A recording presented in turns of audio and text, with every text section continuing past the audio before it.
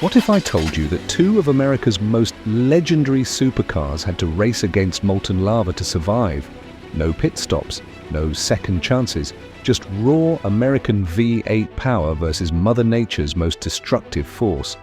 Today, we're putting the Chevrolet Corvette C8 Z06 and the Dodge Viper ACR in the ultimate test, escaping a volcanic eruption. Will the mid-engine marvel outrun death, or will the front-engine beast prove that old-school muscle still has what it takes? Let's find out.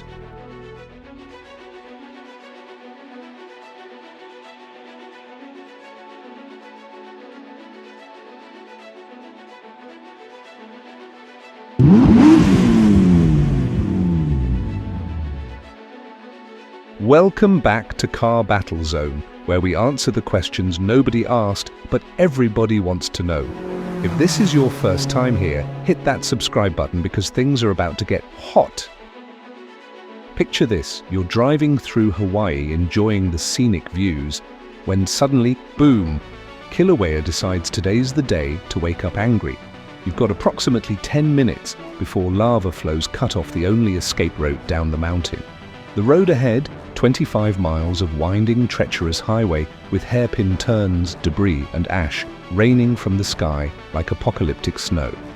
In this corner, we have the 2023 Corvette C8 Z06, the mid-engine masterpiece with a naturally aspirated 5.5-litre flat-plane crank V8, pumping out 670 horsepower and 460 pound-feet of torque, 0 to 60 in 2.6 seconds, top speed 184 miles per hour.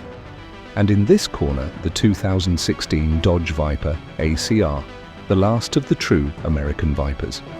An 8.4-litre V10 Monster, producing 645 horsepower and 600 pound-feet of torque, 0 to 60 in 3.0 seconds, top speed 177 miles per hour.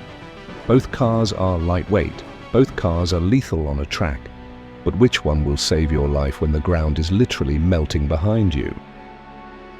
Round 1, raw speed, because when lava is chasing you at 30 miles per hour, you need to disappear fast. The Corvette Z06 has the edge here.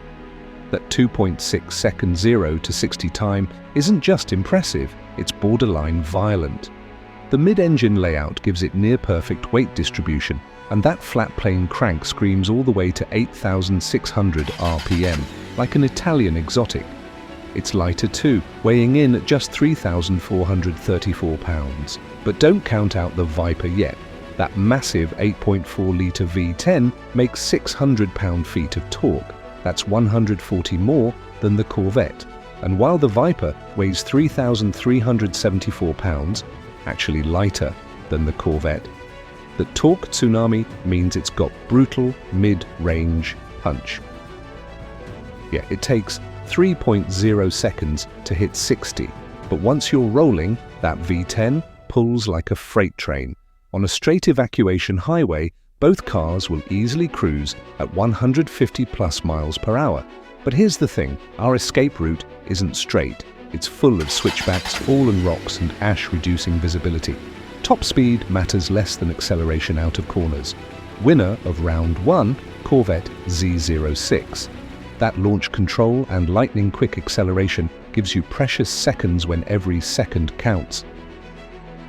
Round 2, handling on dangerous roads. Remember, we're not on a perfect racetrack.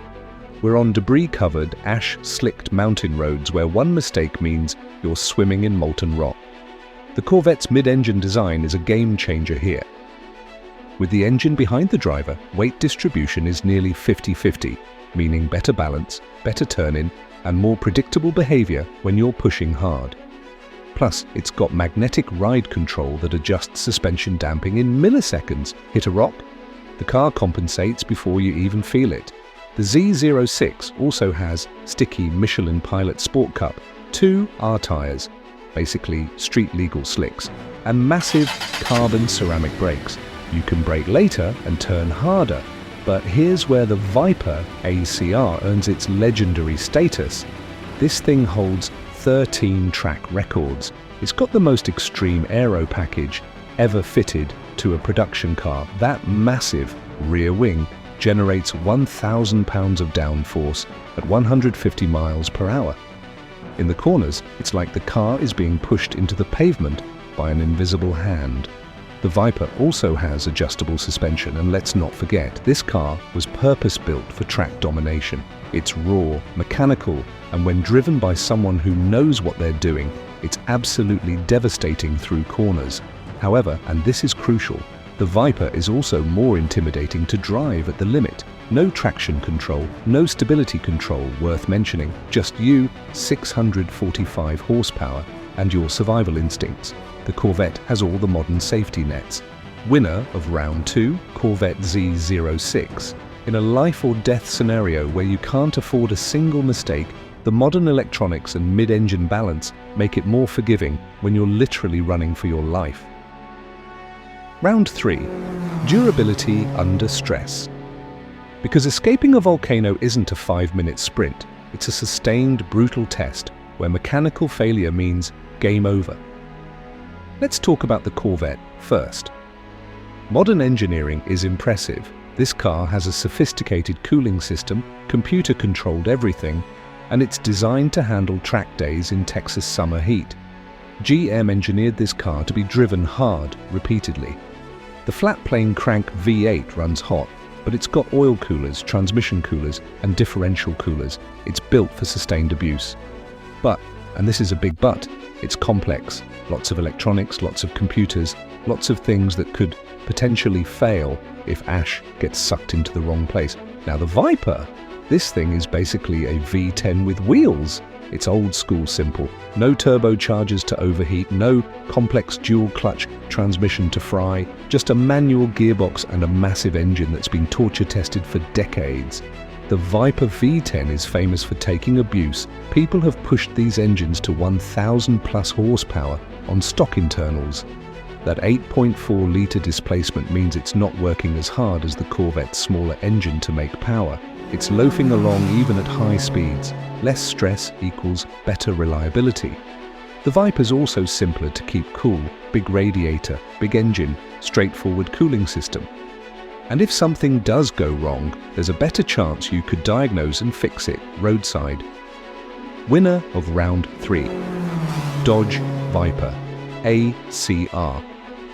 When the apocalypse comes, bring the simplest, toughest tool in the shed. That V10 will run until the volcano catches it. Round 4. Visibility and driver comfort. When you're driving through falling ash at 120 miles per hour, you need to see where you're going. The Corvette C8's cabin is modern and comfortable. Big windshield, good visibility for a supercar. And here's the kicker, it's got a heads-up display.